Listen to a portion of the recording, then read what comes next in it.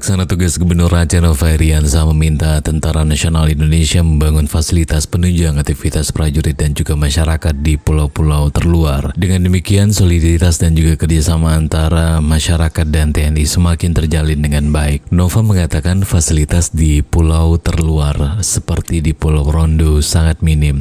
Dengan pembangunan infrastruktur paling tidak nelayan khususnya dari Sabang bisa merapat. Jika memungkinkan, bahkan pemerintah bisa membangun pemukiman warga sehingga hubungan baik TNI dan rakyat semakin baik. Lebih lanjut, Nova juga mengatakan letak geografis Aceh sangat strategis dan sudah pasti sangat membutuhkan penjagaan dan juga pemantauan intensif agar tidak ada yang berani mengusik kedaulatan Indonesia.